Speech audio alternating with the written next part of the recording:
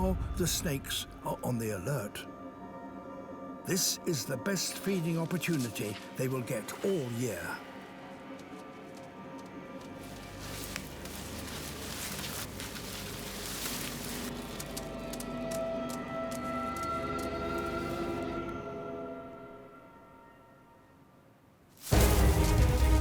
On flat ground, a baby iguana can outrun a racer snake. But others are waiting in ambush.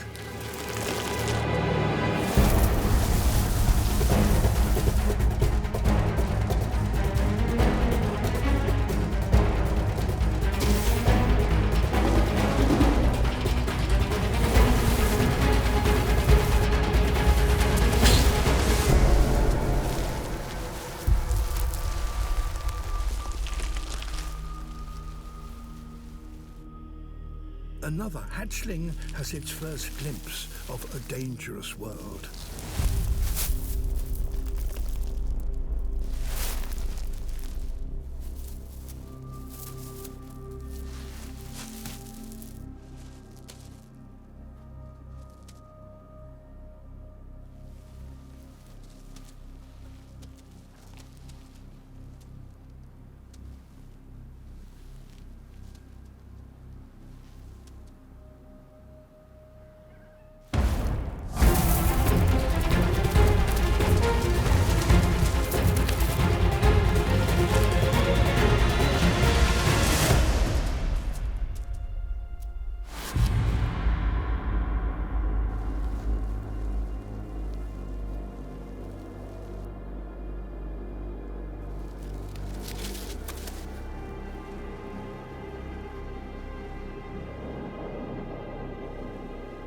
A snake's eyes aren't very good, but they can detect movement.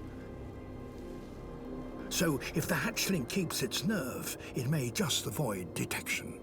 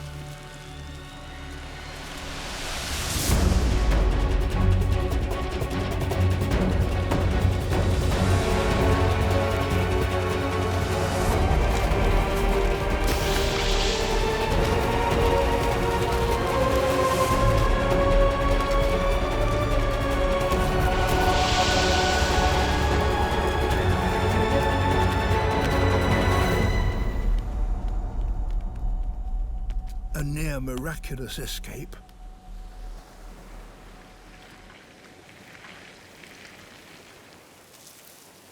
The lucky survivors could begin learning the unique way of life demanded by this hostile island. Leopards are the most versatile of all the big cats, adept at finding cover in the most unpromising places.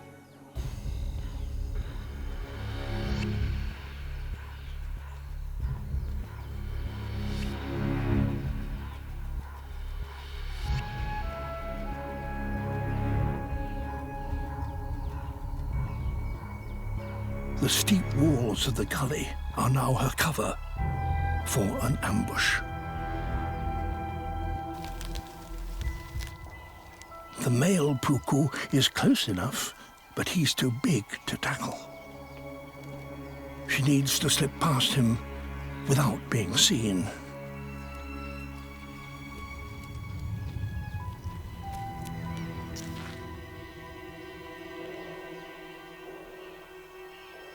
If he spots her, he'll blow her cover.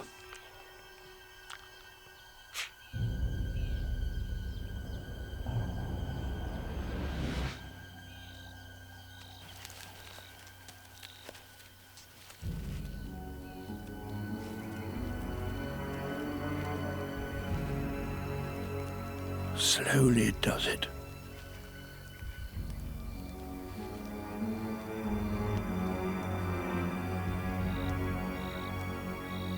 To succeed here, she needs to find prey grazing close to the edge, or better still, in the gully itself.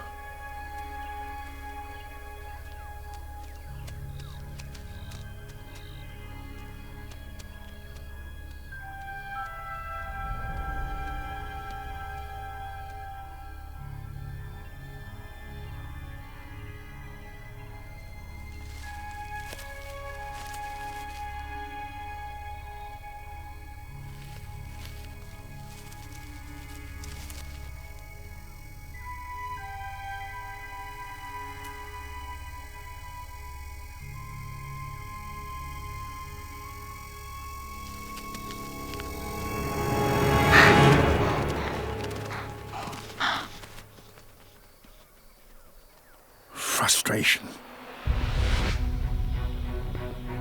Success would have staved off hunger for a week. But while there's prey around, there's hope. Peeking over the top is a risk, but it's the quickest way to find a new target.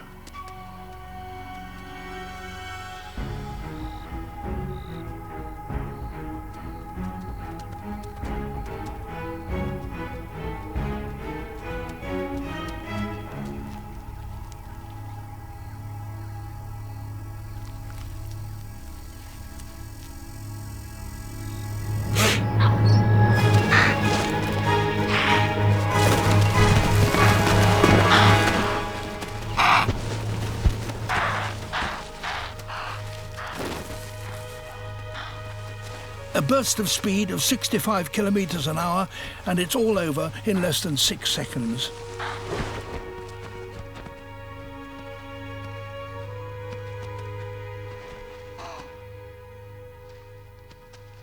Except it isn't.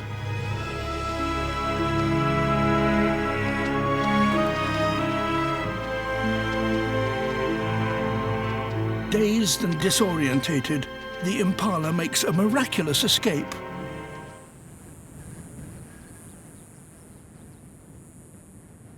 The Great American Deserts cover over 2.5 million square kilometers.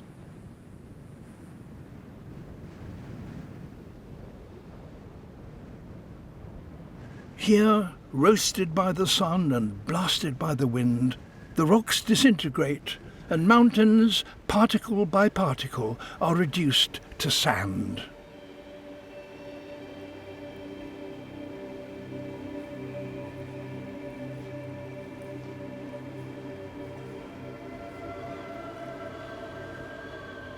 These pillars are all that remain of a plateau where dinosaurs once roamed.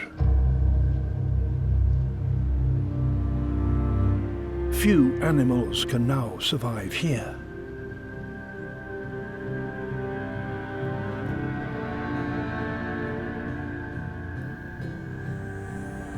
In summer, as in all deserts, the enemy is heat, and it returns every day.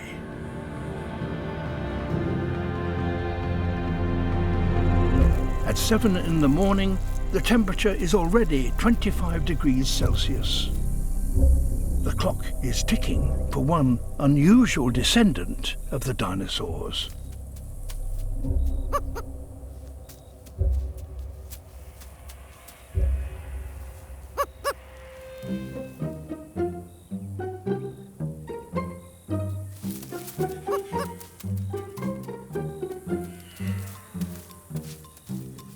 A road runner.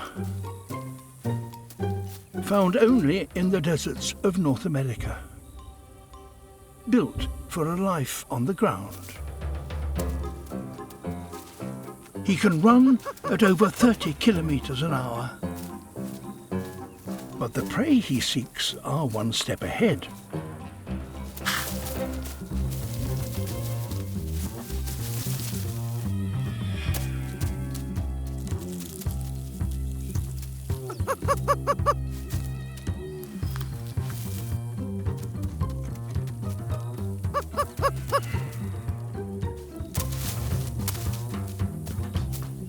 The Roadrunner's challenge is picking the right target.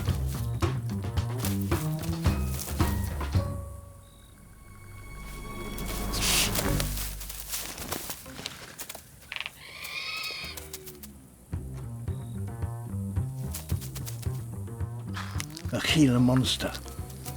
Too big.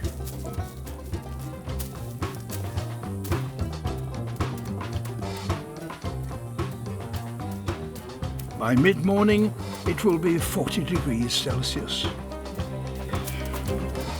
Even the smallest lizards will soon head for cover.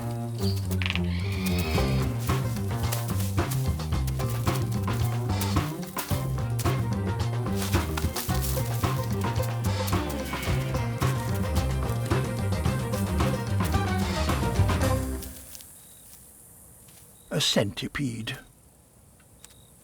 Slim pickings for the morning's work.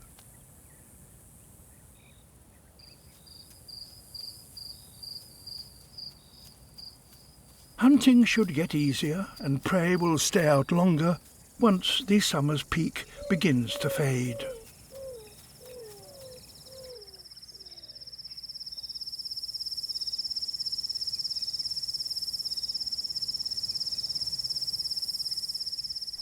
A giant tortoise. These creatures can float and live without food or fresh water for long periods of time. This isolated atoll is the perfect refuge. Their only enemy is the sun.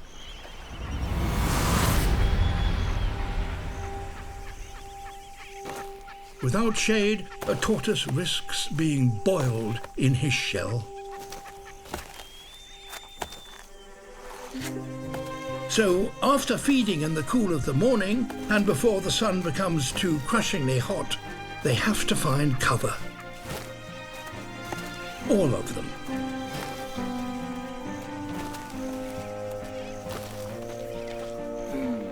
There is very little vegetation, but caves in the coral rock can provide the shade they so badly need.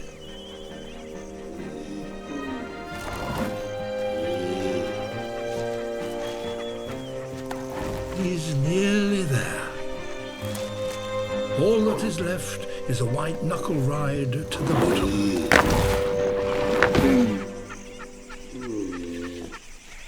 And he's in. Thousands of others are still out in the sun. This tree could shade a couple of hundred if they pack tight.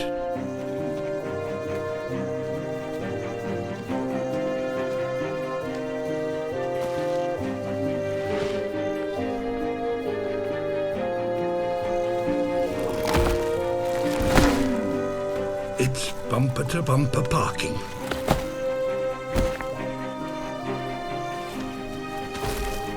Within an hour or so, all must find shade of some sort if they're to survive.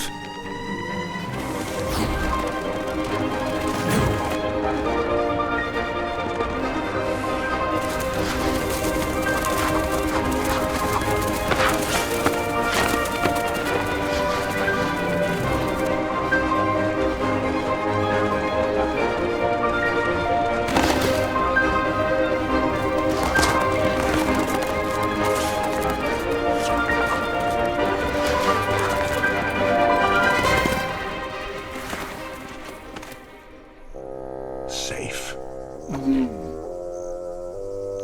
But the future for Aldabra's tortoises is far from certain. The climate is changing, sea levels are rising, and Aldabra's tortoises may soon have to find a new refuge or drown. Every year, over 1 million wildebeest assemble in this particular corner of the Serengeti to feed on grass specially rich in calcium and phosphorus, essential minerals for the pregnant females. In just 3 weeks, 500,000 calves are born on these ash-rich plains. That's 24,000 a day, 1,000 an hour. Calves stand up within a few minutes of being born, though some need a little more time to find their feet.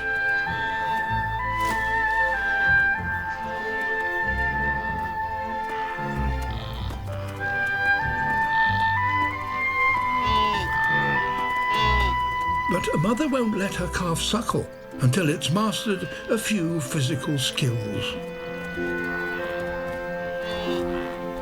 Walking, trotting,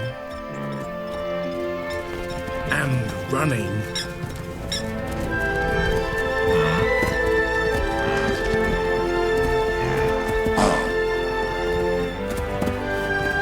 Wildebeest calves must run if they're to stay alive.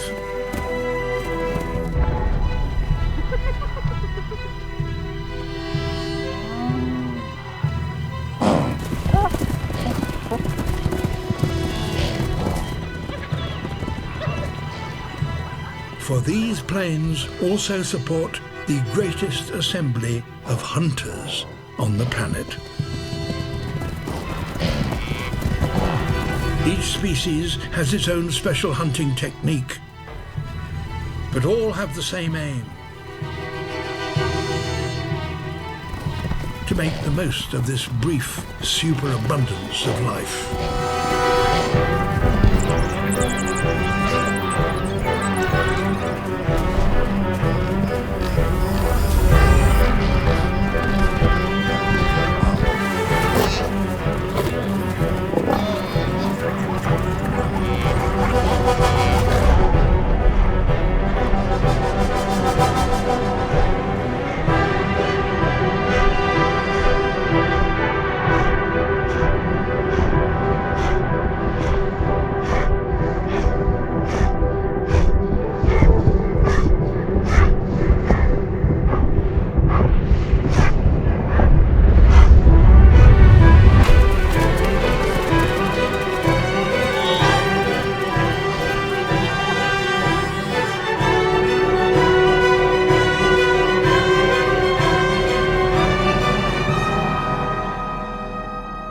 Only 1 in 10 wildebeest calves will survive to adulthood. But that is enough to maintain the million-strong herd of wildebeest and the planet's highest density of predators. Wherever she turns, the space is taken.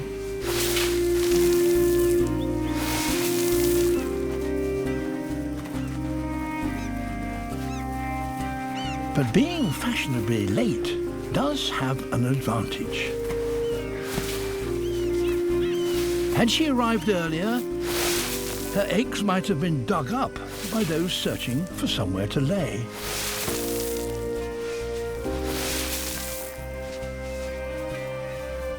She's found her spot.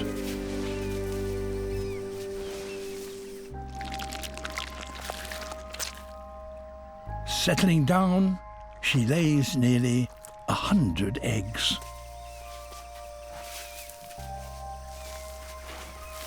Burying them keeps them safe from predators, and the warm sand incubates the clutch.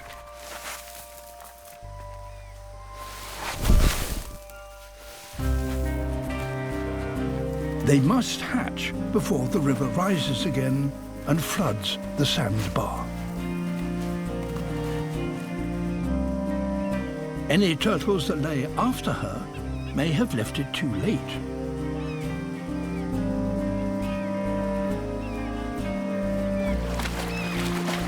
Hopefully, she has got her timing right.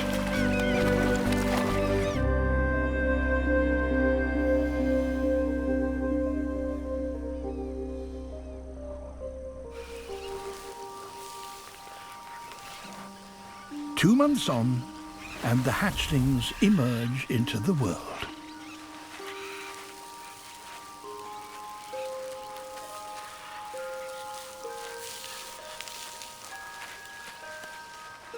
They were laid at the perfect time.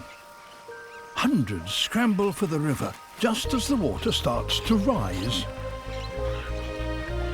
Those still to hatch aren't so lucky.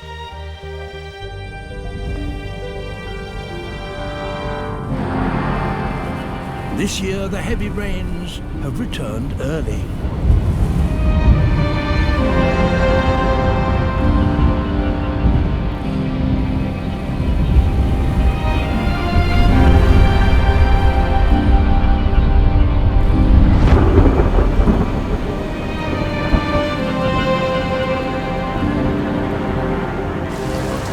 The nesting beach is beginning to flood.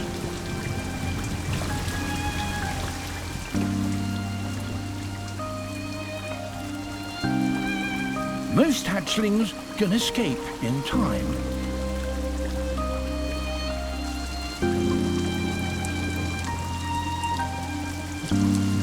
Those still below ground will drown in their nests.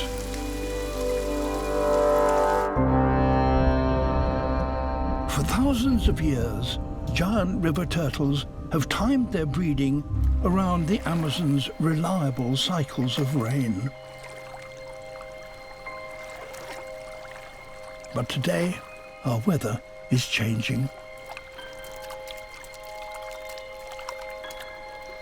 Disastrous early floods like this used to happen once every 20 years. Now, the turtles have to deal with them every 4.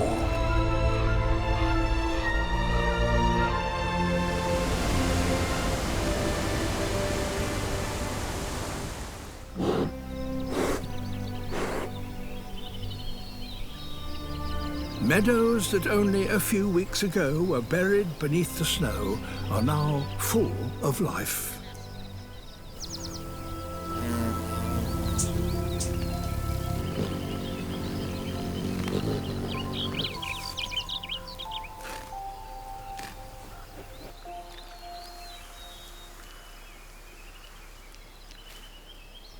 But in these mountains, the good times will not last long.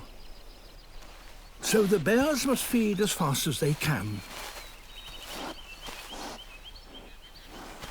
During the summer months, an adult can put on 180 kilos, gorging on plants. And, if they can catch them, a marmot or 2. But just now, the bears have something else on their minds. It's becoming warmer, and the bears are keen to shed their thick winter coats. Mothers show the cubs what to do about this.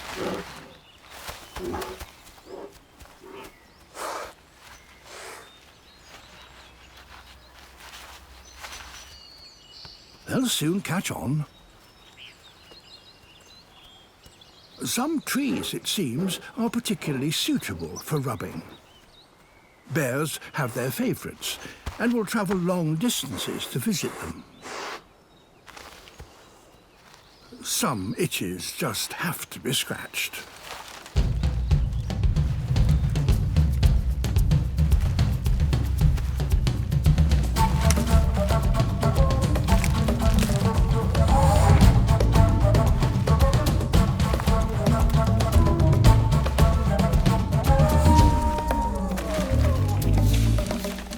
There are now around 30 bears in this one valley.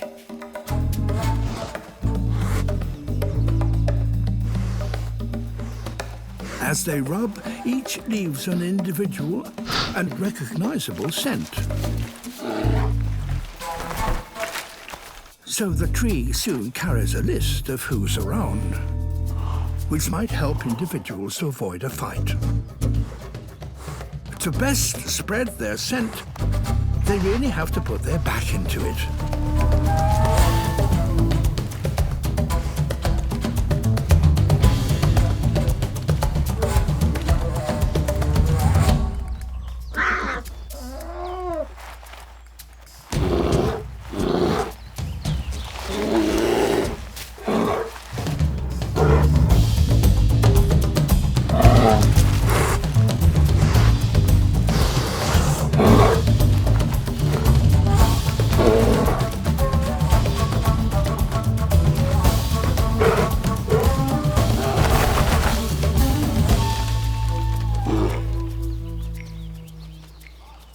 But summer is short.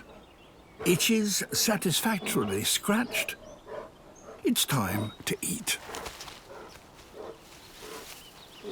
In a couple of months, they will have to return to their dens to hibernate. So now they must put on as much weight as they can. Here on the coast of Peru, there are so many seabirds fishing in the offshore waters that the cliffs are covered in droppings over a metre thick. Humboldt penguins regard the soft guano as a good material in which to dig their nest holes. But it's a messy business.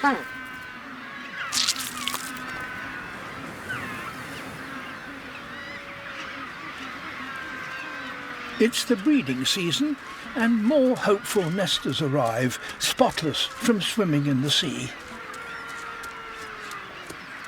Time for the residents to get cleaned up and catch some fish for themselves and their chicks.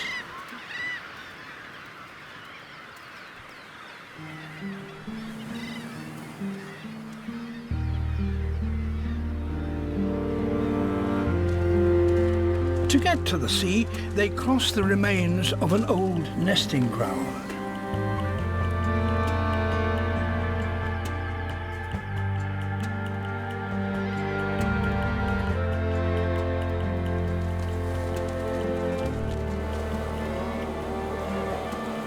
Only 100 meters to go.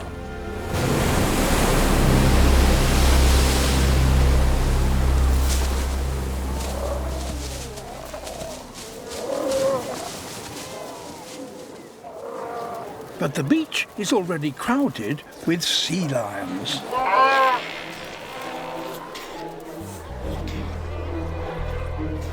They too have come ashore to raise their young.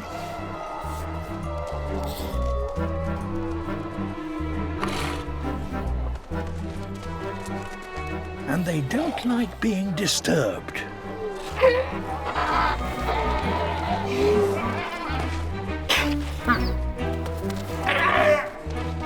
To get through such a minefield needs a bold and courageous leader.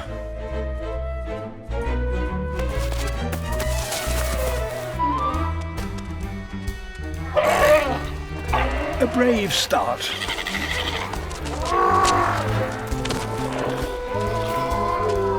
A dead end. Now he's in trouble.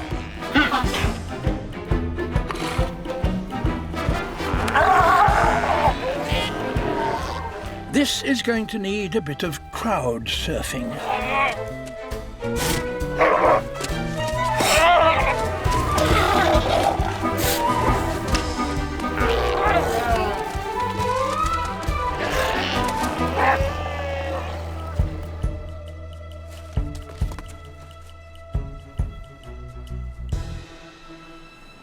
But now all the sea lions are roused. Getting through them will be tricky.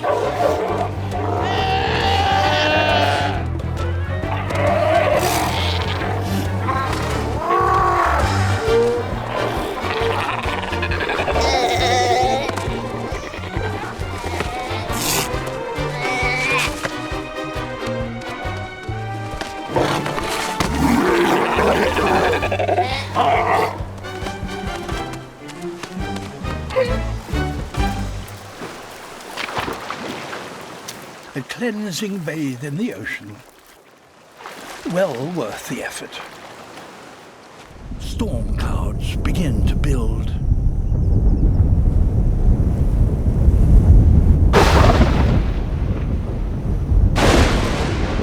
And right on cue, straw-coloured fruit bats start to appear.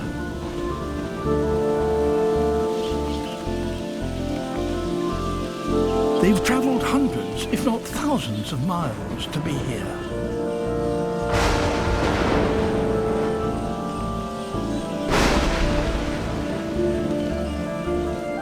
And they always arrive at exactly the same time. They know that these rains will transform this forest, allowing countless fruit trees to ripen. and the bats gorge on the newfound abundance.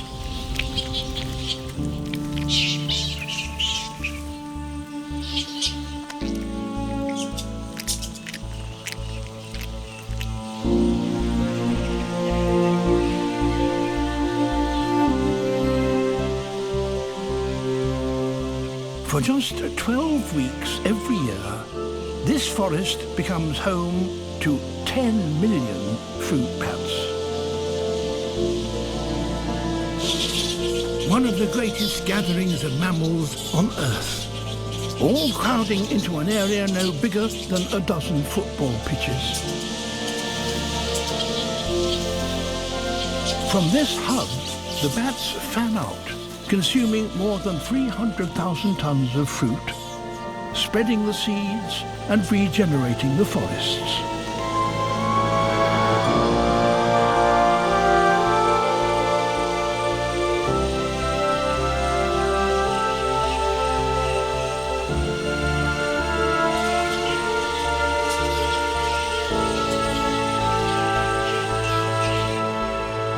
Africa's largest wildlife migration, entirely dependent on the rain that comes to this small corner of Zambia at the same time each year.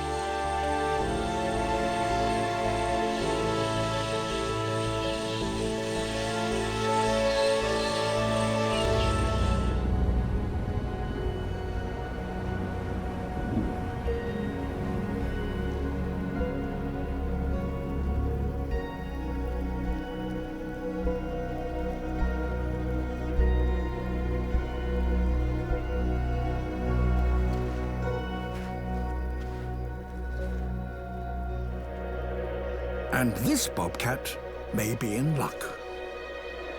For this particular valley is blessed.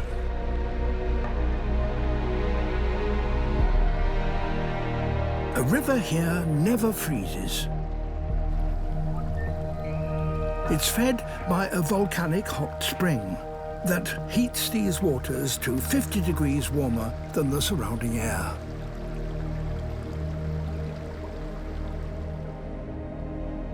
Hungry animals of all kinds come here to feed.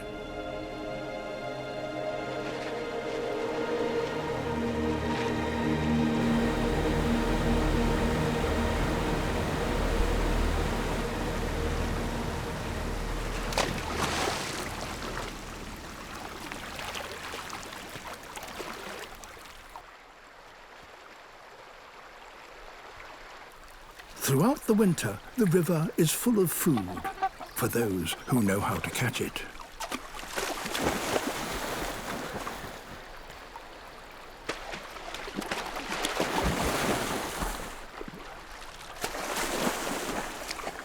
Here, even the coyotes have become fishermen.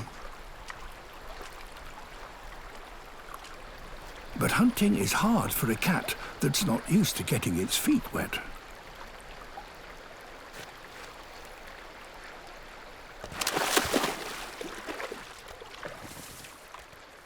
So he must choose his target with care.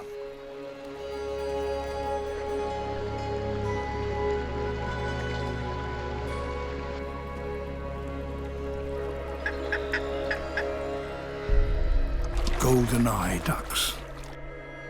But can he get close enough to pounce?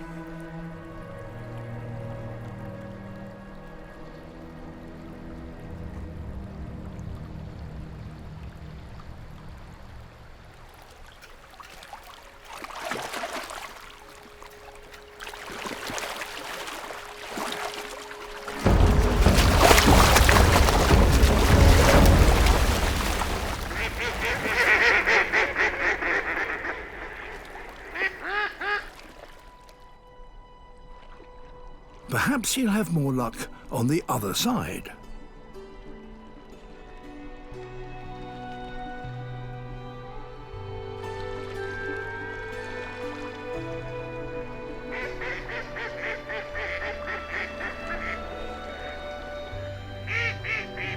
Here, steam from the river warms the surrounding trees. So up in the branches, there could be prey.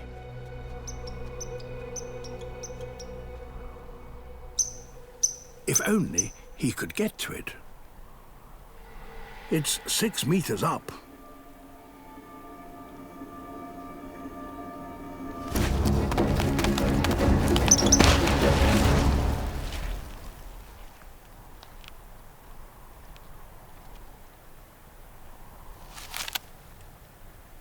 At last, a squirrel. Not much, but enough to keep him going. To survive a winter in these mountains takes tenacity, and bobcats have that in abundance.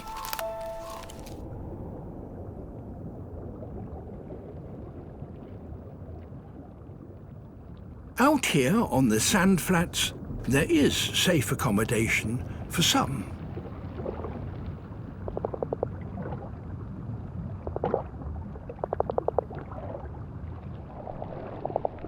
A family of saddleback clownfish have found an excellent home. The tentacles of this carpet anemone can kill, but the clownfish are immune to the poison.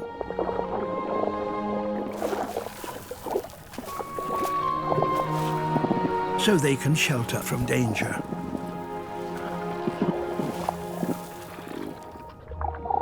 In return, the fish keep the anemone clean of debris.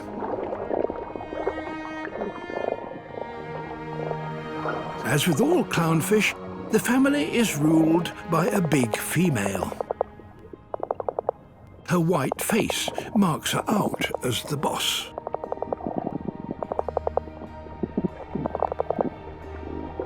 The diminutive male has to prove his worth, so he works tirelessly, removing debris and generally keeping on top of the housework.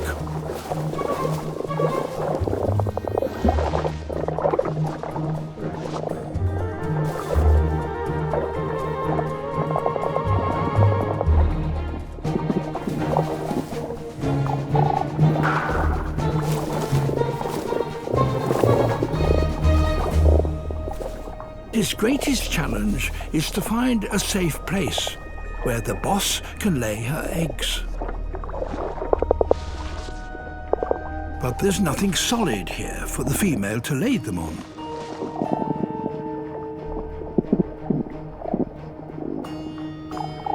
A nearby shell could be the solution.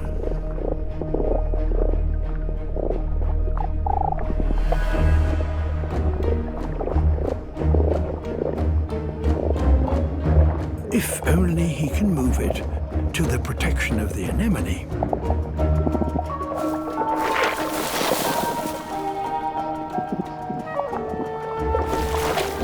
Too heavy.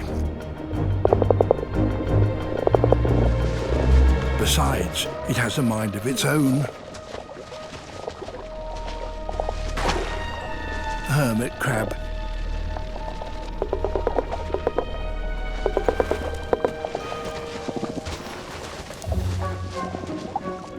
But out here, twice a day, the anemone is swept by tidal currents, and they bring in new opportunities. An old plastic bottle. Perhaps this will do.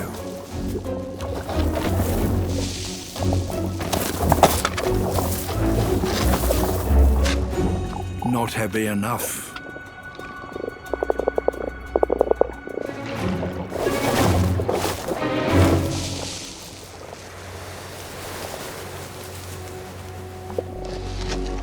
A coconut shell.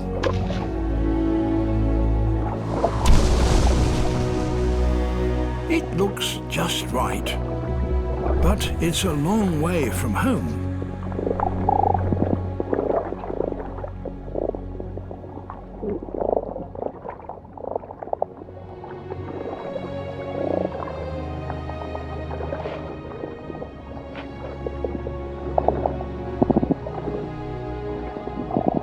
And he can't move it by himself.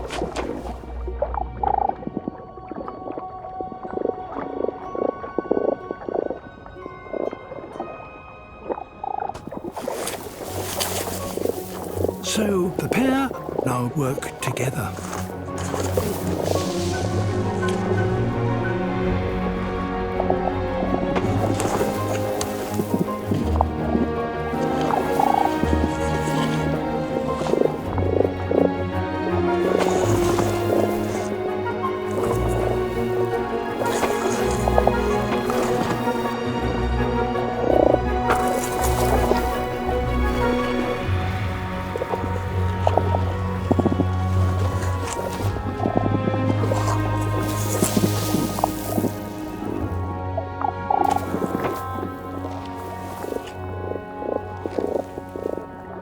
A little adjustment to the anemone's tentacles in order to clear a space for it.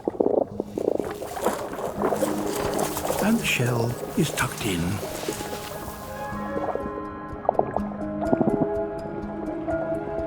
The female lays. A safe nursery at last.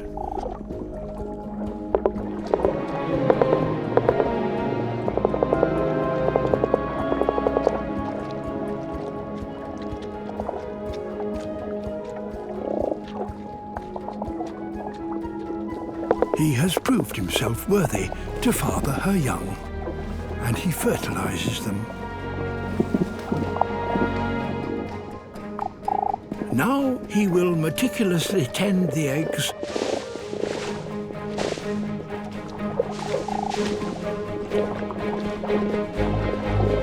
keeping them clean and healthy until they hatch in 10 days' time.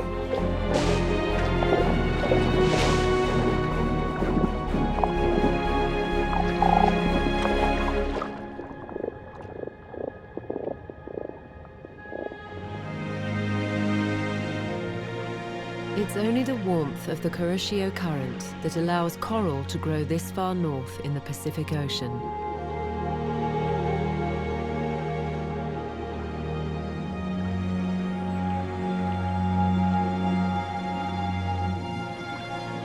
The current also brings nutrients from the deep.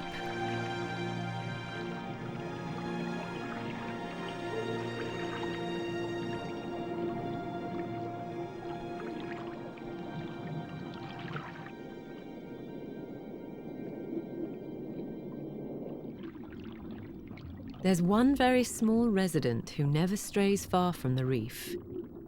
He's a blue streak cleaner wrasse, and he leads a very busy life.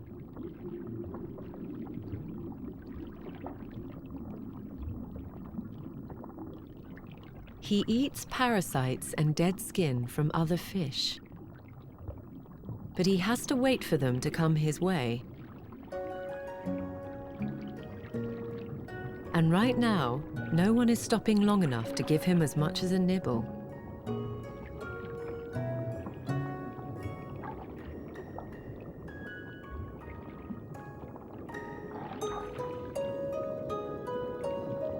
But then he spots something worth chasing. A batfish.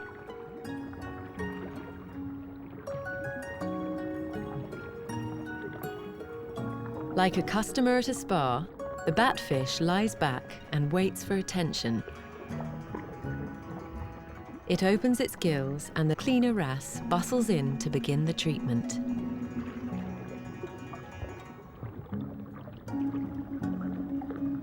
The batfish even changes colour, probably to make parasites more visible.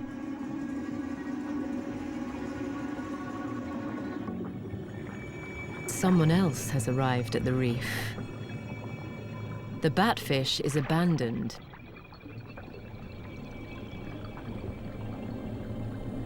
There's a visitor from the open ocean that's worth dropping everything for.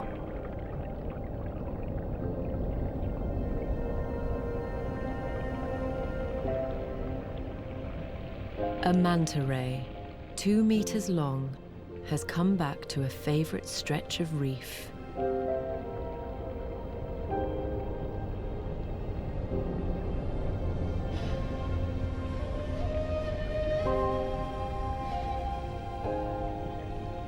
He signals to the manta by flicking his tail.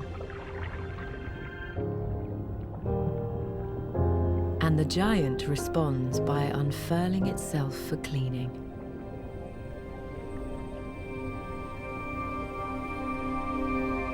The manta keeps its feeding lobes rolled up while it swims. But a thorough clean keeps them parasite-free.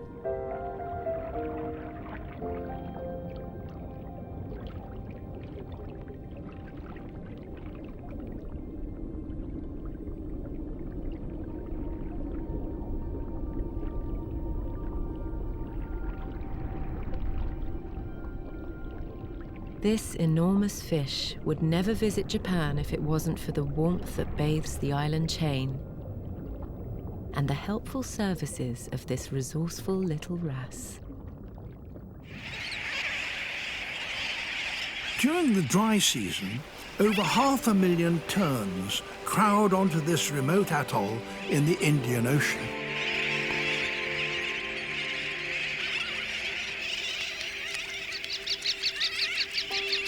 Their chicks are still in their dark juvenile plumage.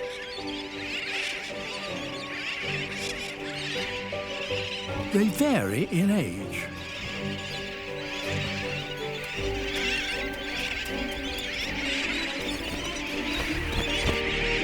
Whilst the more advanced chicks take to the air,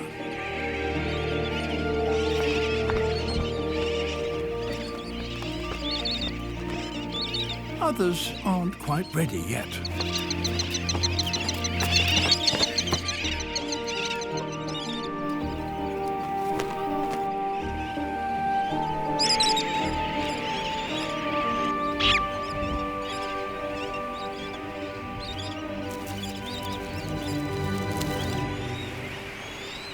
Those just starting to learn to fly use the shallow lagoon that occupies the center of the atoll as their training ground.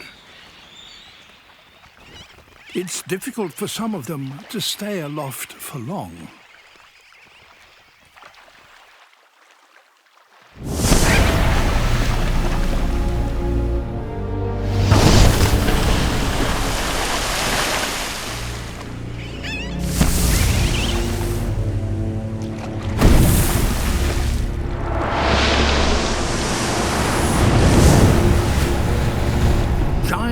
Trevallies.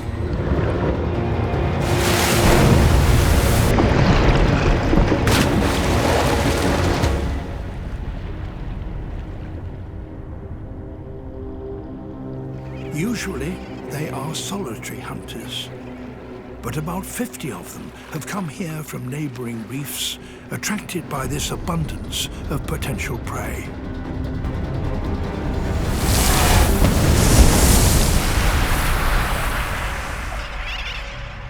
The fledglings stay out of the water if they can. They even drink on the wing.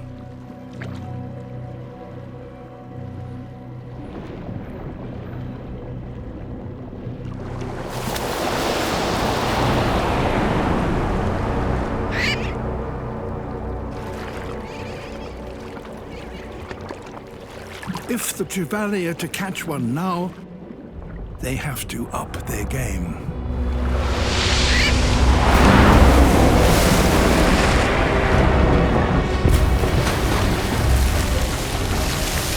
So there is a fish here that, amazingly, has a brain capable of calculating the airspeed, altitude, and trajectory of a bird.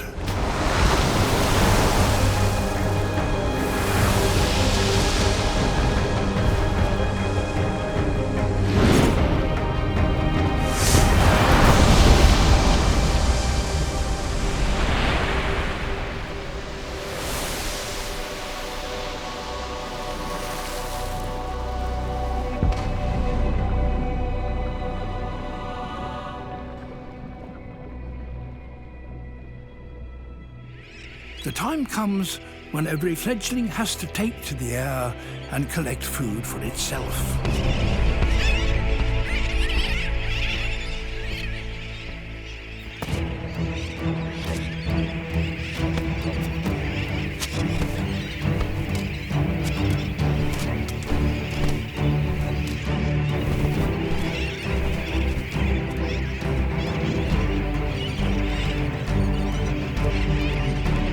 parents lead them to the training grounds.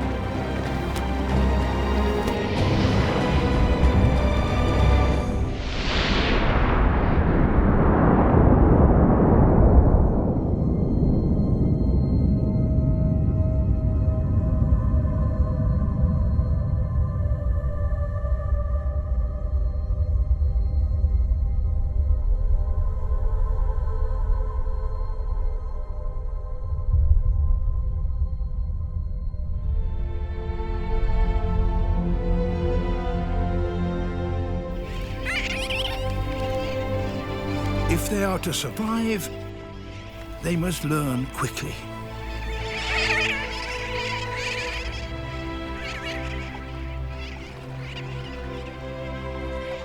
After a month of practicing over the lagoon, the youngsters start to leave and take their chances out over the open sea.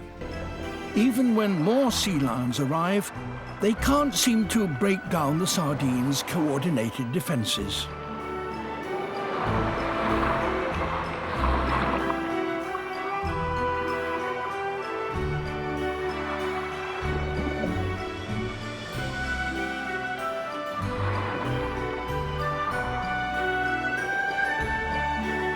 With a shoal this big, the sea lions need to isolate a smaller, more manageable group of fish.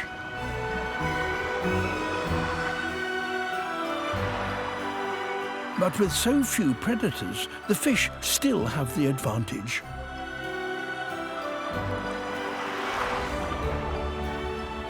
All the sea lions can do is keep the sardines at the surface and wait for others to join them.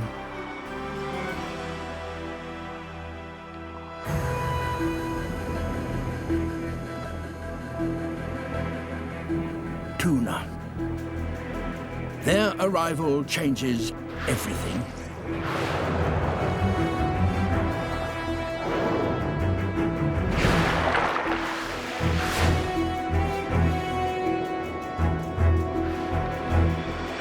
Tuna attack from below, cutting off the sardines' escape route down to deeper water.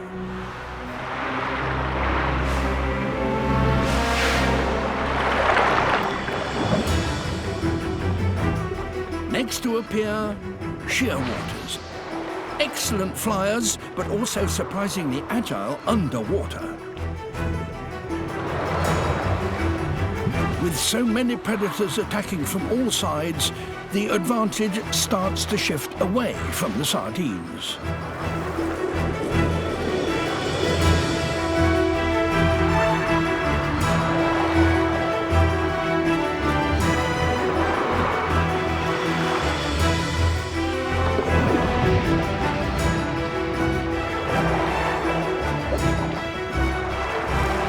As the fish pack ever tighter, their shoaling strategy now makes it easier for the hunters.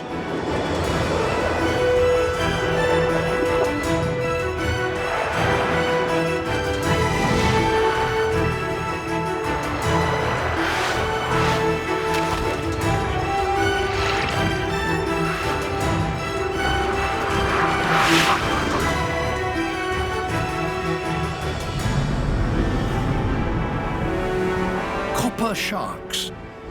They've scented blood in the water.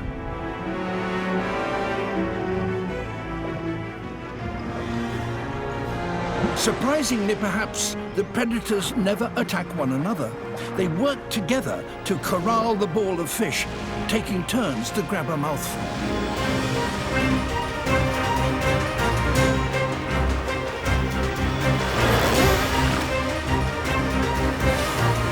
Common dolphins. As the shoal gets ever smaller, each sardine scrambles desperately to hide in the middle. But now there's no escape.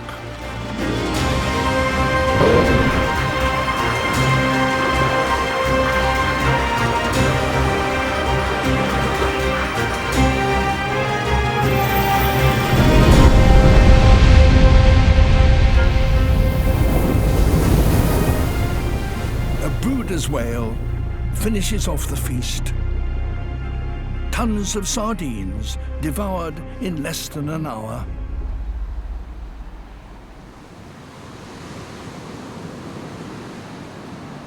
The oceans around southern Asia are also feeling this pressure.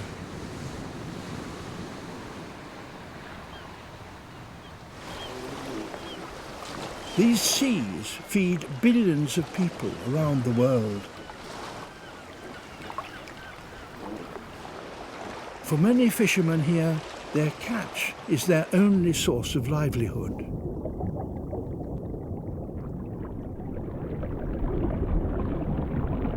And there is one fish here that they prize above all others.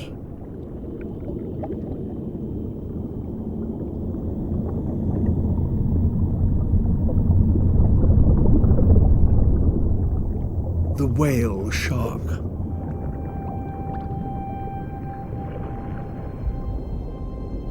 It swims slowly, gently harvesting the plankton. It's almost 20 meters long, the largest fish in the world.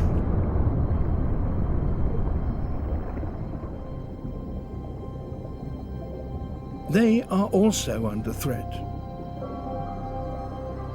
Like many shark species in Asia, populations have declined by more than half in recent years.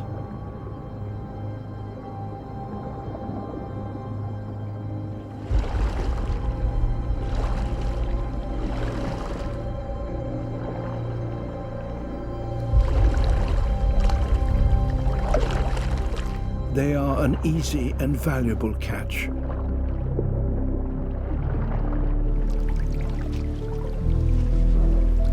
But here, there is a respect for the seas and their inhabitants. Whale shark hunting has now been banned across Indonesia's waters.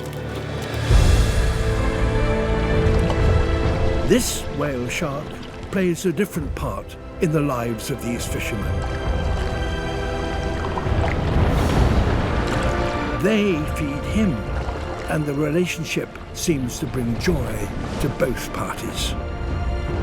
And with this new protection has come something truly remarkable.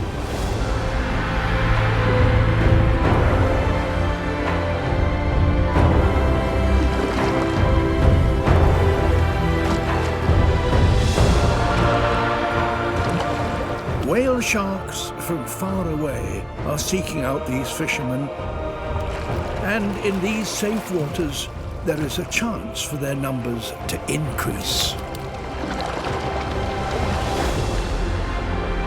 And maybe one day, other shark species will be protected too.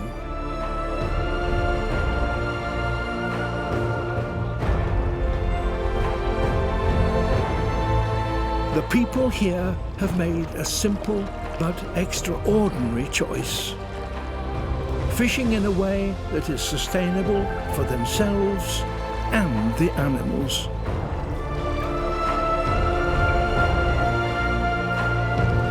Caring for wildlife is surely our shared responsibility. Across this vast continent and across the world, it is decisions like these that are key to protecting the planet's most precious diversity.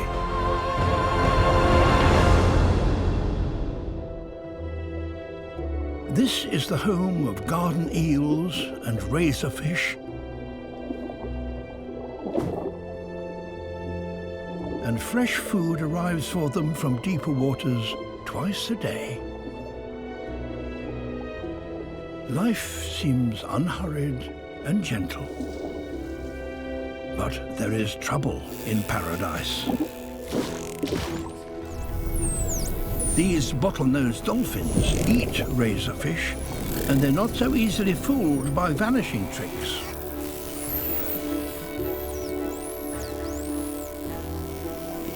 They scan the sand with echolocating clicks to discover exactly where the razorfish are hiding.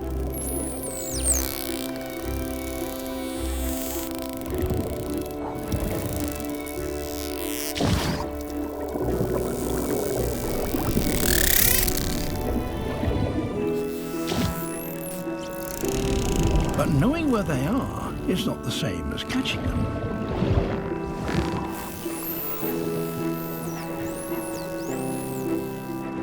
The more the dolphins dig, the deeper the razorfish burrow. But it's clearly not deep enough.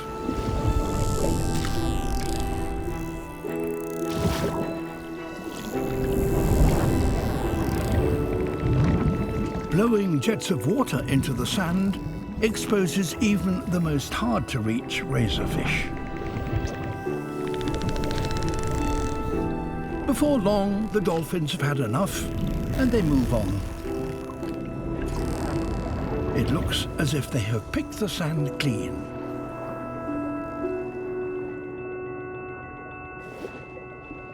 But here, at least, there really are plenty more fish in the sea.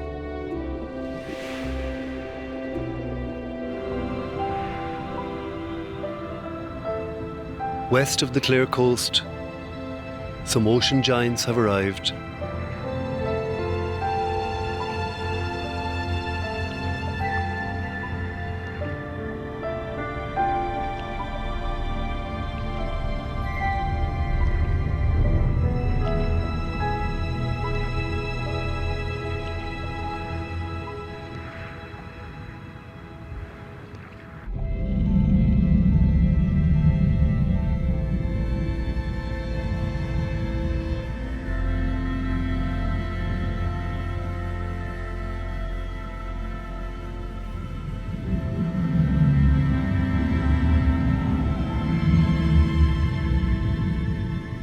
I wonder what St. Brendan and the early seafarers, in their open boats, would have made of these creatures. Basking sharks.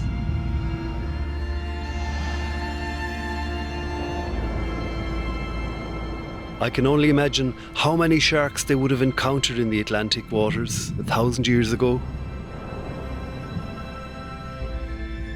Did the sharks terrify them?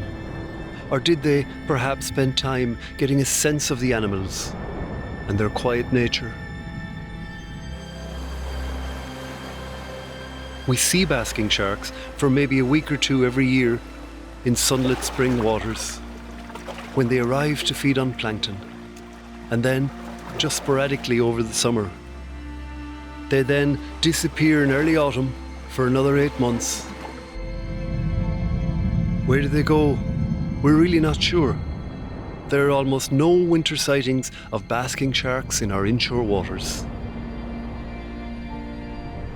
They appear to be gentle giants, but we really only see them when they're feeding on plankton at the water's surface, gliding gently to catch as much plankton as they can, filtering it from the seawater with their gill rakers. But I'm not convinced they're just docile creatures. At up to 10 meters and 5 tons, these are intimidating animals to meet in the open ocean.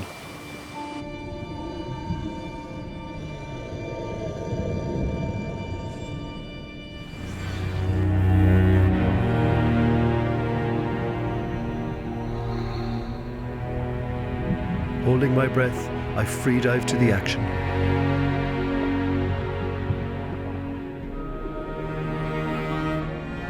one whale swims under a shoal of sprat, which drives the fish up to the surface.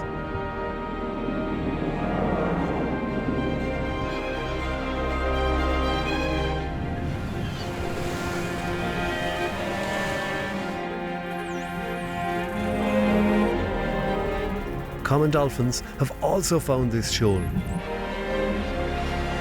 but the minkies are the dominant force here.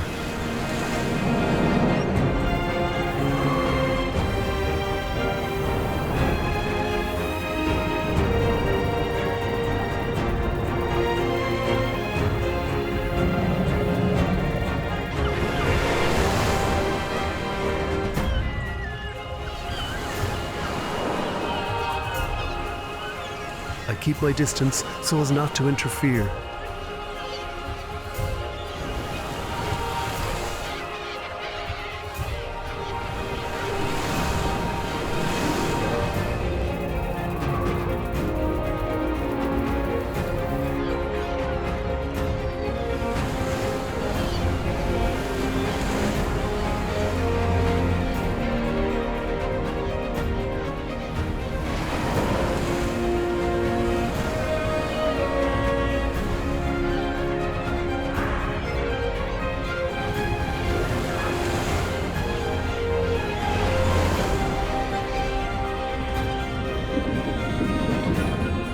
The minkies sometimes blow a short line of bubbles near the shoal of sprat.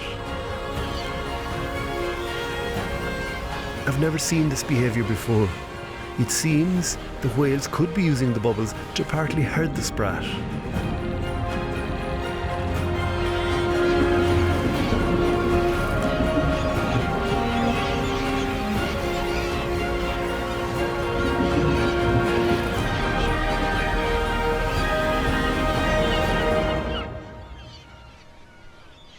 After half an hour, it's all over. The birds take off, perhaps searching for more shoals. Oh my God.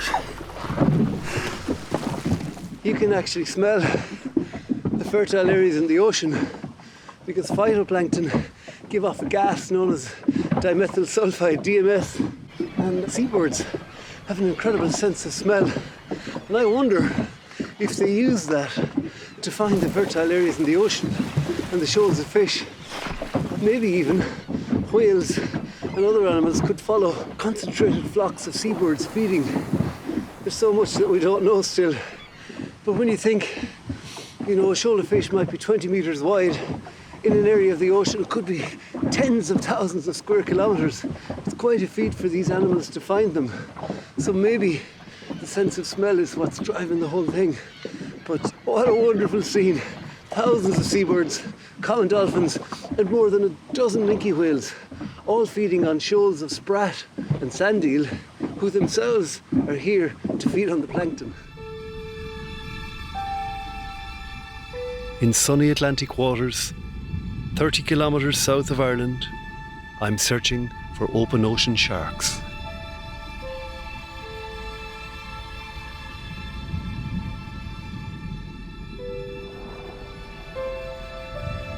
Sadly, most all of the 40 species of sharks in Irish waters are now in trouble.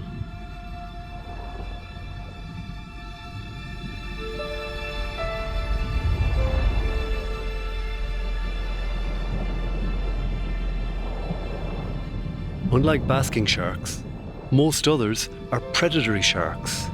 That is, they have teeth and strong jaws to eat fish. They're curious animals. Blue sharks are the most common predatory shark in Irish waters.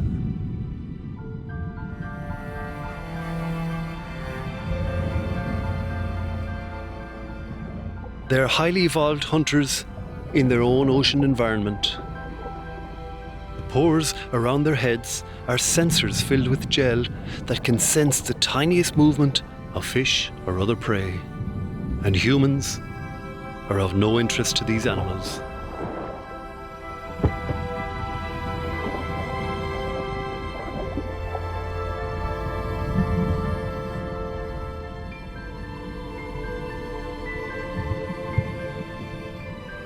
They migrate all around the North Atlantic, visiting Ireland in the summer months to feed, then travelling to the Azores and America. In the last decade, however, their numbers have dramatically fallen because of chronic overfishing.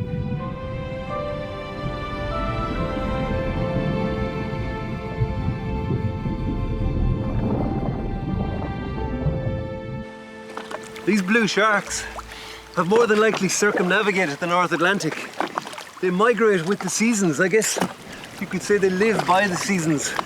And they come into Irish waters in mid to late summer when the water warms up a bit to feed, I guess. You know, sharks have been around for 400 million years. There was a shark fossil found in the Burn dated to 300 million years ago. But what I find incredible is that about 100 million years ago, most shark species actually stopped evolving because more than likely they had reached the perfect form to hunt and to live and survive in the ocean. They've likely come into our bays and our shallow waters for hundreds, if not thousands of years, and I can find no credible record of a shark attacking anybody in Ireland or any place close. But they're really curious. They come right up to the camera. What a privilege to share the water with these creatures. Look at this one. Absolutely beautiful animals.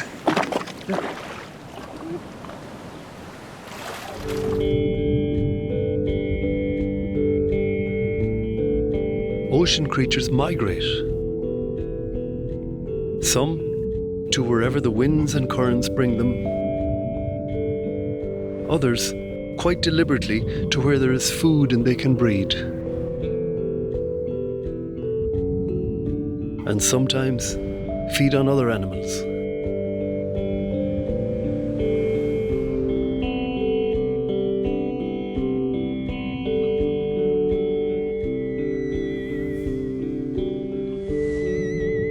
I'm drawn to the elemental beauty of jellyfish.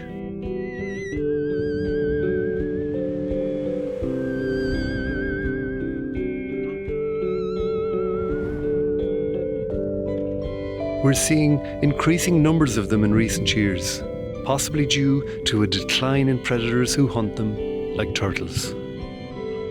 They abound in our summer waters, drawn to the life-giving energy of the sun.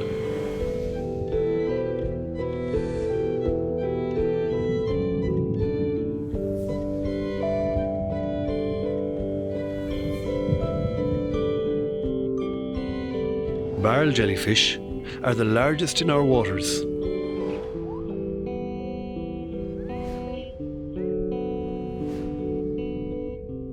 They can provide shelter for juvenile fish, and because of this, scientists now believe that the increase in the number of jellyfish may actually help fish stocks.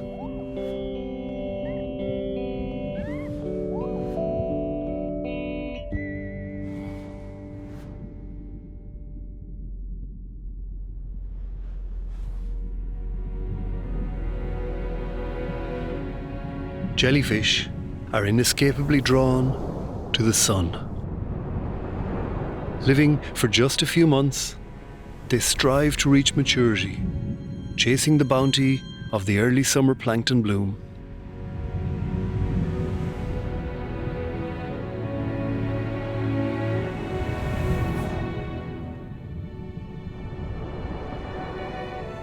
Like most creatures, they appear to have two life goals: to reach maturity and reproduce. I dive with this beautiful shoal of compass jellyfish in our warm summer waters.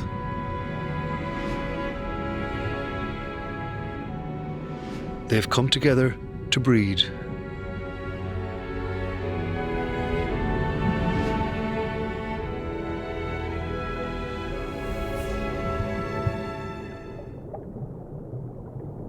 Over half of all animals in the open ocean drift in currents.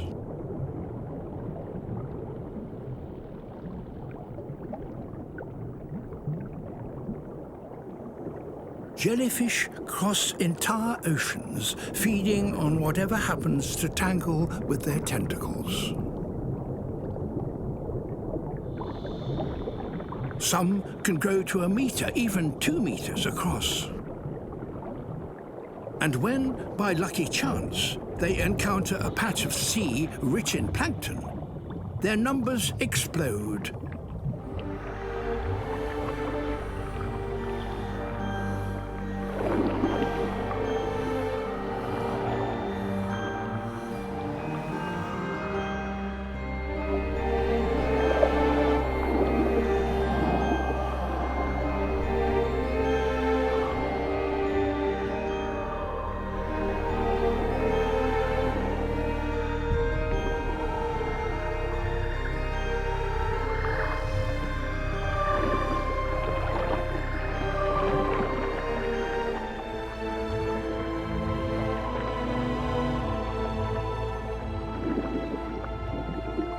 It's such a successful strategy that jellies are one of the most common life forms on the planet.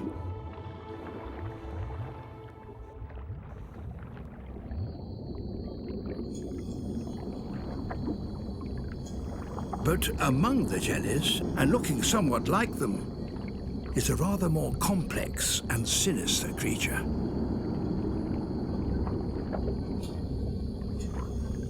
The Portuguese man-o'-war.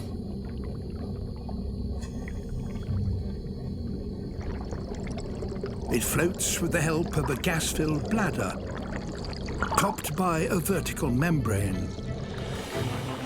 With that serving as a sail, it maintains a steady course through the waves.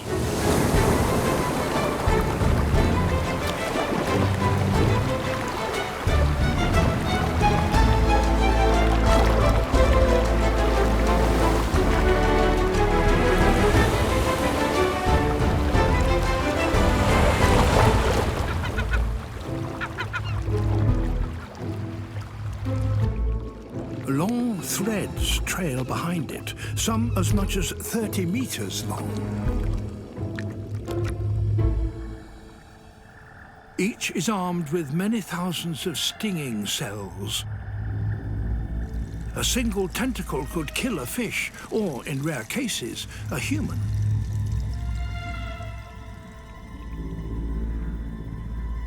But among its lethal tentacles lurks a man-o'-war fish that feeds by nibbling them.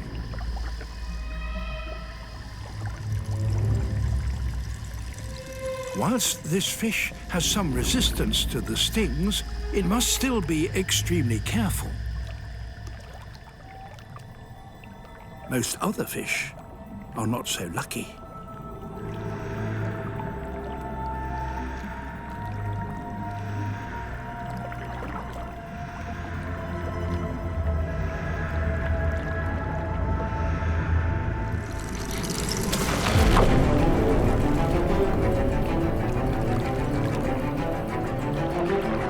Tentacle has caught this one and reels it in.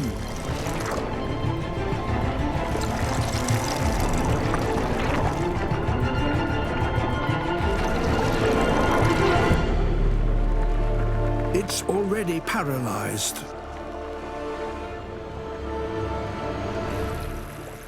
Specialized muscular tentacles transfer the victim to others that digest the catch, liquefying it with powerful chemicals.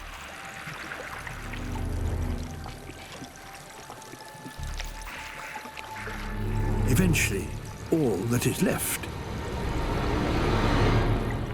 is a scaly husk.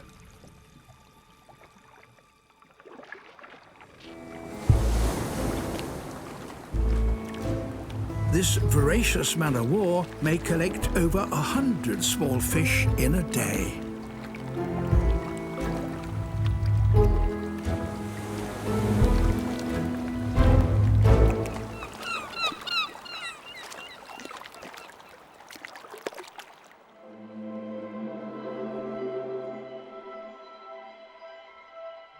Hunting is only possible for 3 hours around low tide, when the mud banks are exposed.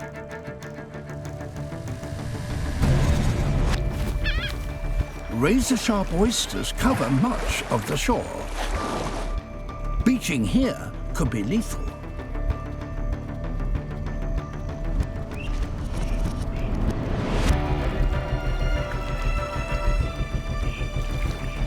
The hunters need to find a stretch of shoreline with just the right slope. Too level, and the dolphins risk stranding.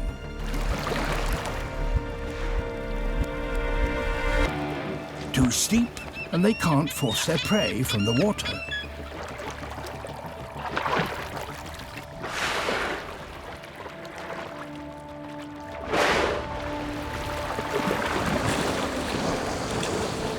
Working as a team, the dolphins surround the fish, driving them towards the shore.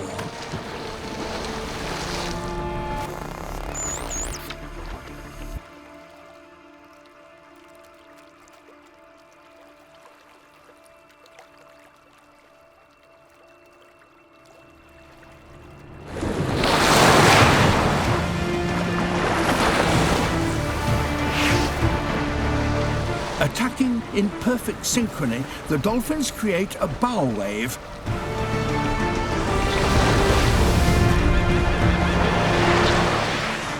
It carries their prey onto the muddy banks.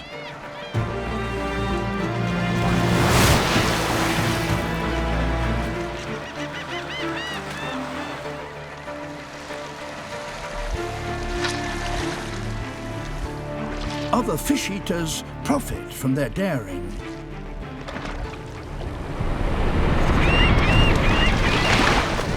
Herons and gulls follow every hunt.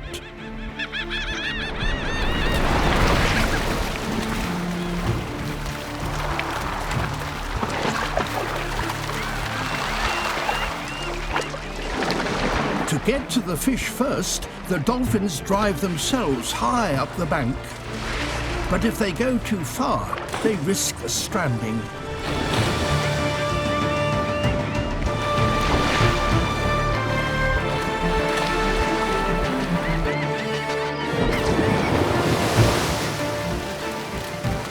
To prevent fish escaping between them, the dolphins all beach themselves on the same side. Always the right. But this has a cost. Each time they grab a fish, they also take in a mouthful of mud. The grit gradually wears down their teeth. But on one side only.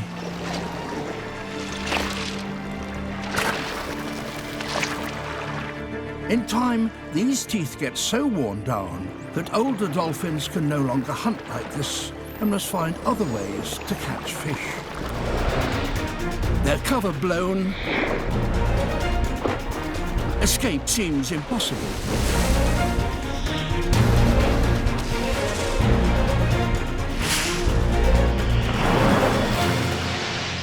But these particular fish have a unique ability.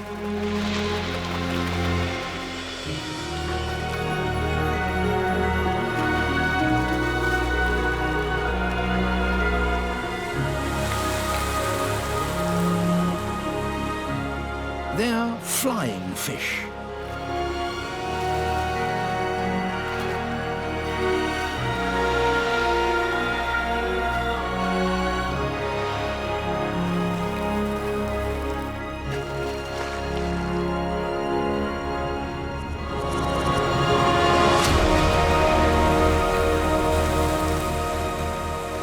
With an extra thrust from their tails, the flying fish get airborne once more.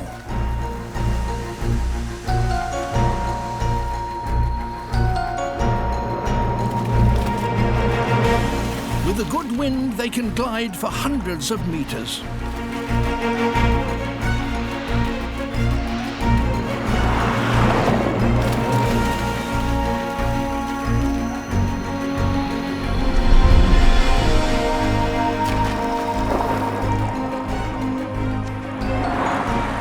But this is just what the frigate birds have been waiting for.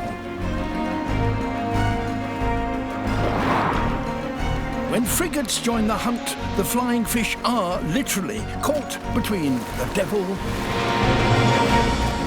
and the deep blue sea.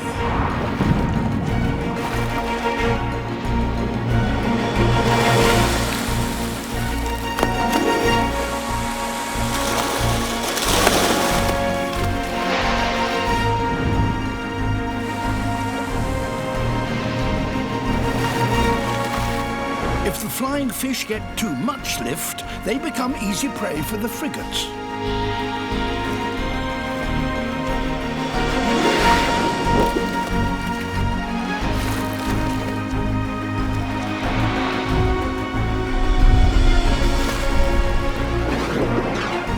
If they dive to evade attack from above,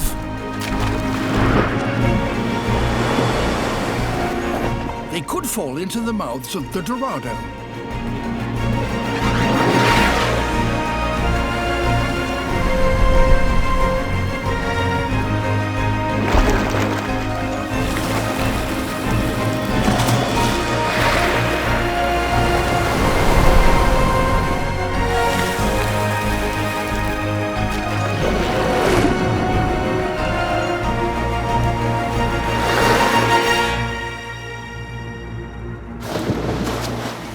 Marine iguana.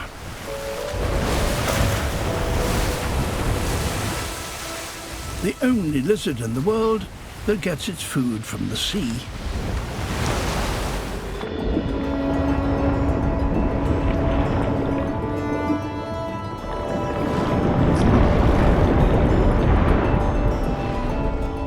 The seaweed on which he totally relies only grows in abundance here because of the nutrients brought by the Cromwell current.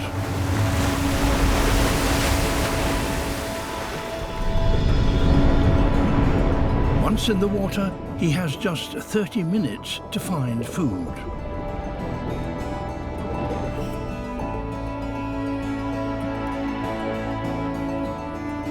Any longer than that, and his muscles will seize up and he'll drown.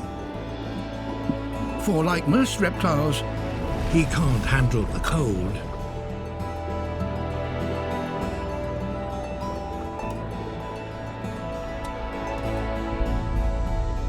Chilly water isn't a problem for a warm-blooded cormorant. She can swim in it all day, but can only hold her breath for a few minutes.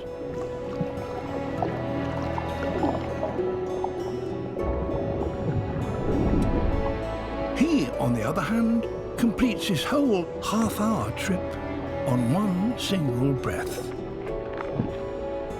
His flat face and sharp teeth make him an efficient seaweed cropping machine, but with the clock ticking, he must eat fast. The cormorant, having caught its fish, goes back to the surface.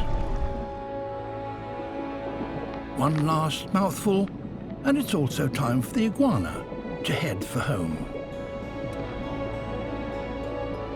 But to stop his muscles from seizing up in the cold water, he must get back quickly. So he could do without the attentions of an inquisitive sea lion.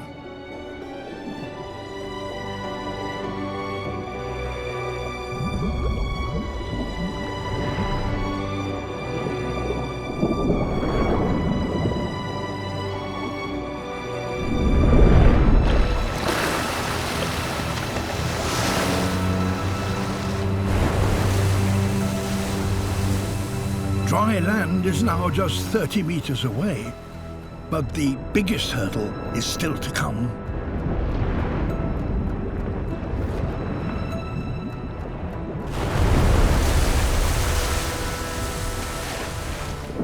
The surging water now fights against him.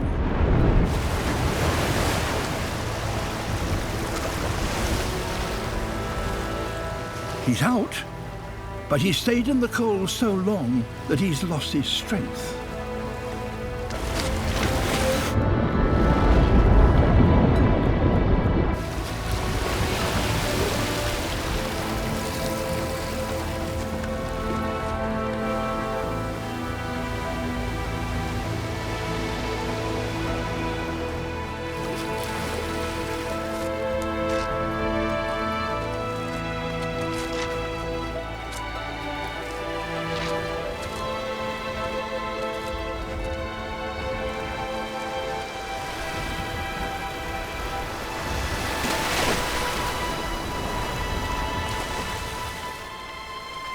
And he's made it. 60 million tons of snow now blanket this herd's territory. Pushing through deep snow is exhausting work, and the bison are now slowly starving.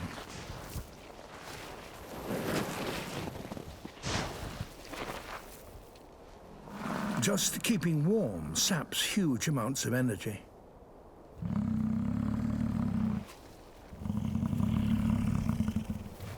Their thick coats can insulate them down to -30 Celsius.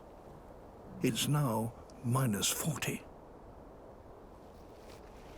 The only thing that will keep them alive is buried beneath a meter of snow.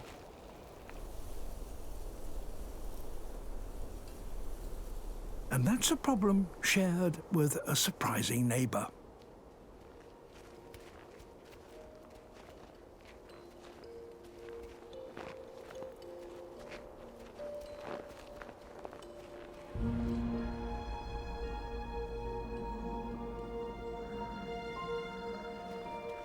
The food the fox seeks is also deep beneath the snow.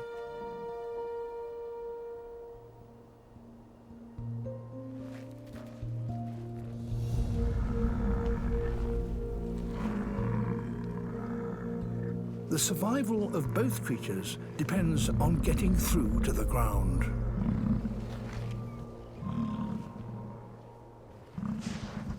For the bison, it will be a matter of brute strength. Massive neck muscles enable them to shovel 5 tons of snow a day.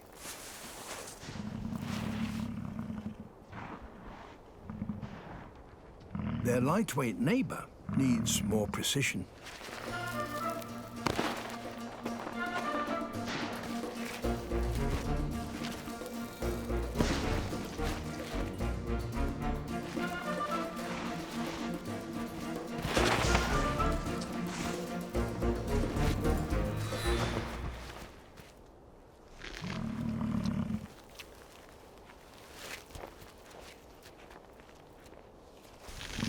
The bison have reached their goal, a mouthful of withered grass.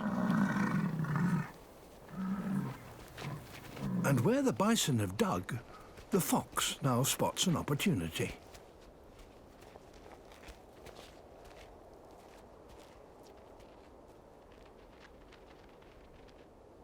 Every footstep counts. But he mustn't break through. Yet. He listens carefully to pinpoint his target.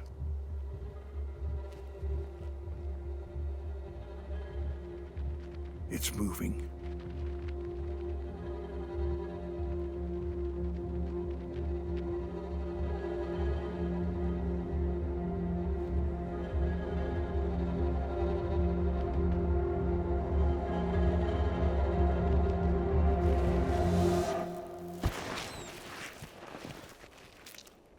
A vole. Small, but 100 times more nutritious than a mouthful of dried grass.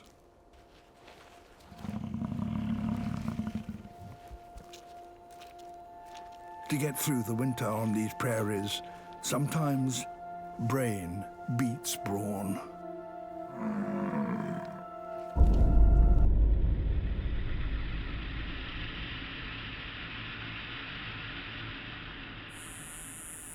It's July in the deserts of Nevada in the western United States.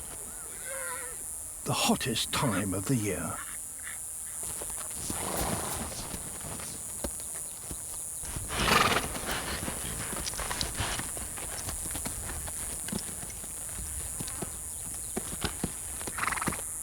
Bands of wild horses, Mustang, are converging on one of the last remaining waterholes around.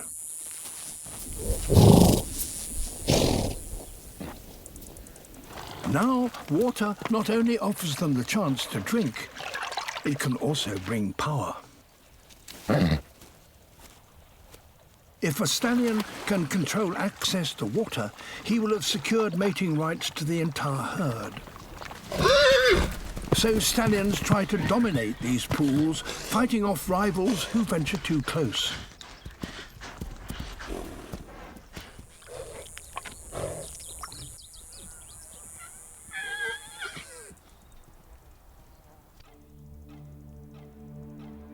A stranger.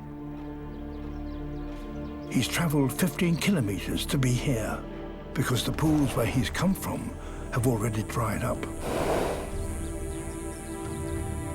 With him come his females. If he can't provide them with water, they will leave him for the white stallion, who already dominates this pool.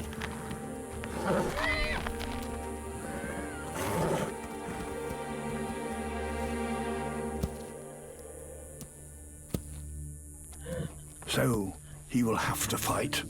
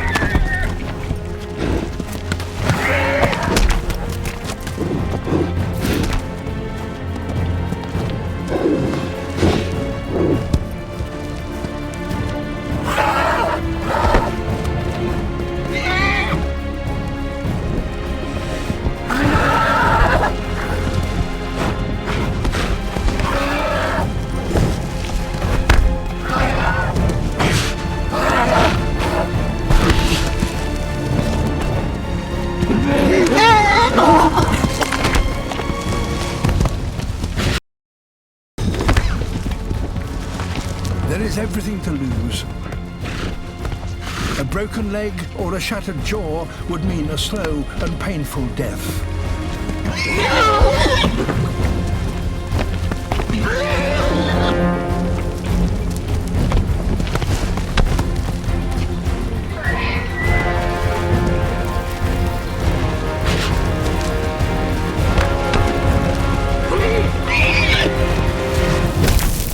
A missed kick, and it's all over. The new arrival has won. And his prize is more than just a chance to drink. He has provided for his herd and in the process stolen his rival's females. The white stallion's rule is over.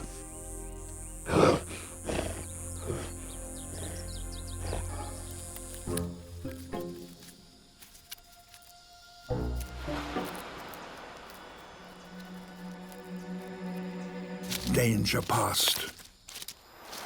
And that's just as well. Because he is a father.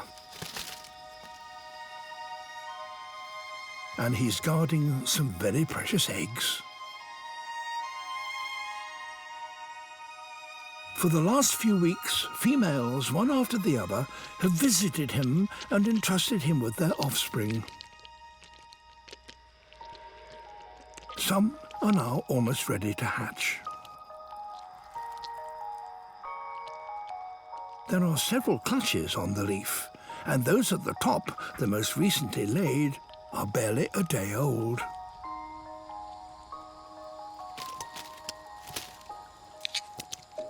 But in the jungle, there's always someone out to get you.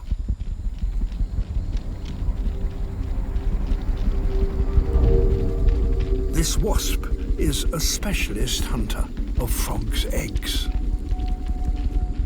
It's noticed the wriggling tadpoles at the bottom of the leaf.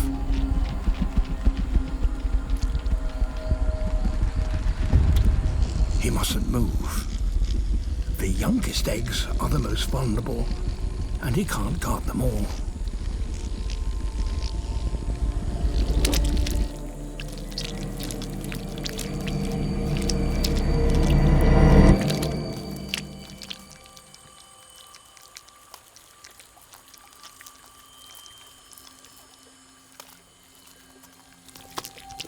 But these tadpoles are not as helpless as they might appear.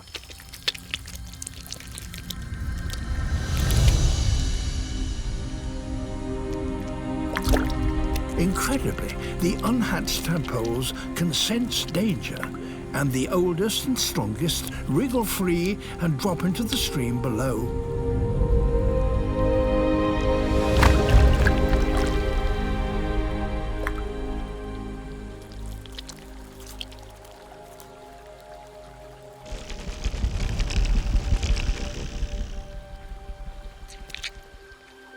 The eggs at the top of the leaf, however, are still too young to hatch. And now the wasps know they're there. But the male's back looks very like the youngest cluster of eggs. And that seems to confuse the wasps.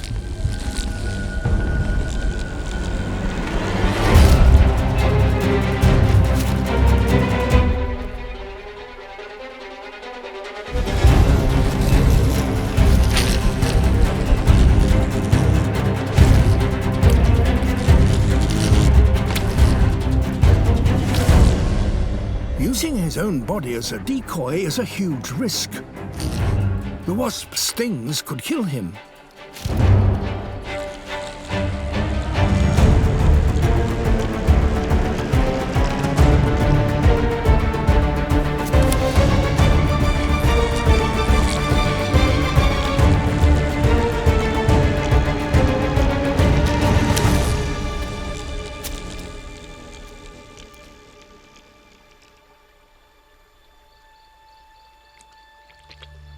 He's managed to save most of his young. He'll have to remain on guard for another 2 weeks. But in the jungle, just surviving the day can count as a success. The leader's job is to keep all the females and their babies safe, and above all, happy. But he's new to the role, and it's proving harder than he anticipated.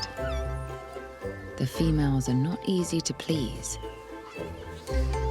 They demand constant attention. Their thick coats are made to withstand the tough mountain conditions and require daily grooming.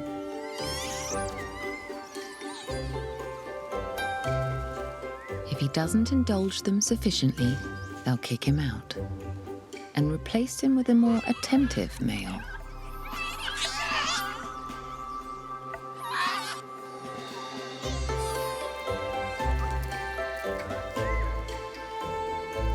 The females have him exactly where they want him.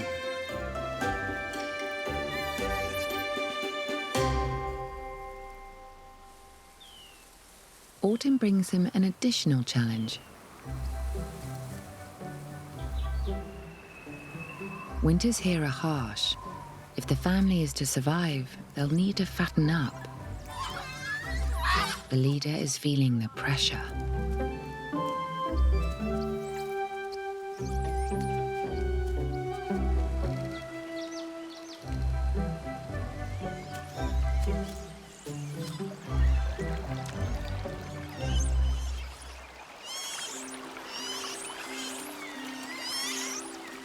He's found them a small piece of paradise.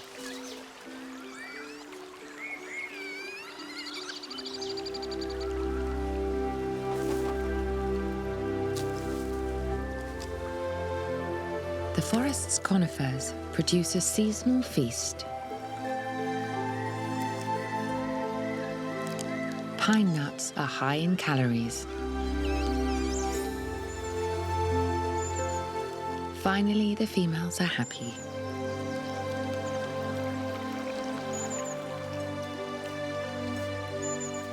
And the leader can take a moment to relax.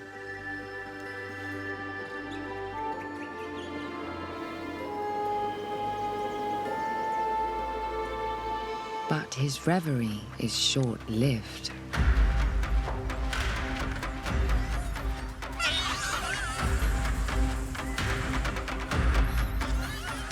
A rival family.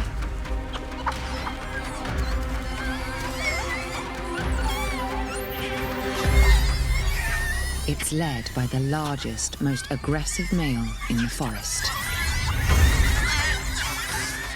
This will be a test of the young leader's courage. The females expect him to defend the family. He puts on a show of bravado, but he knows he's in trouble.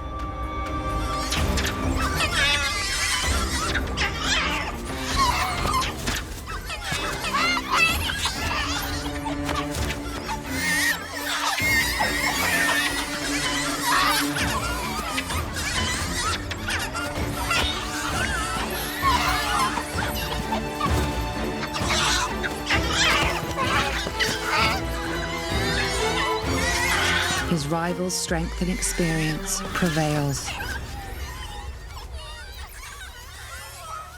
It's a humiliating defeat.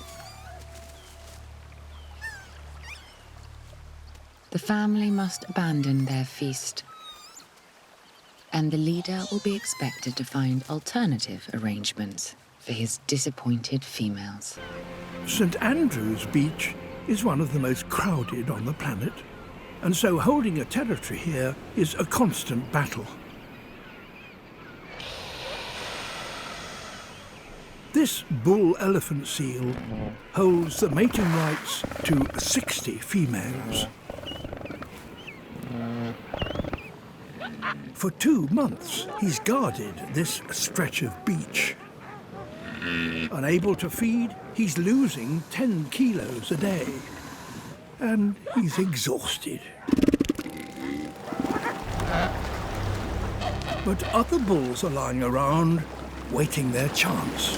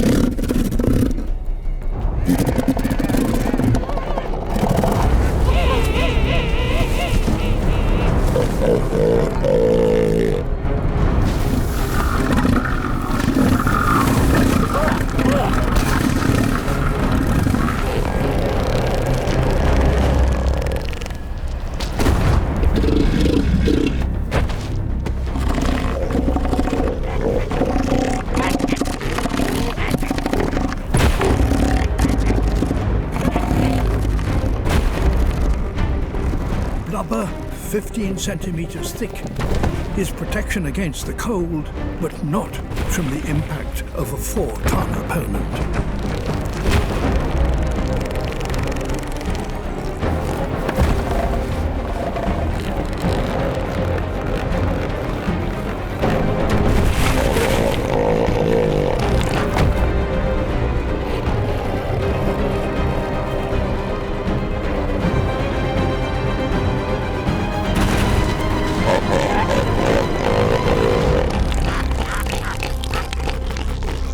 He holds his ground and forces the intruder back out to sea.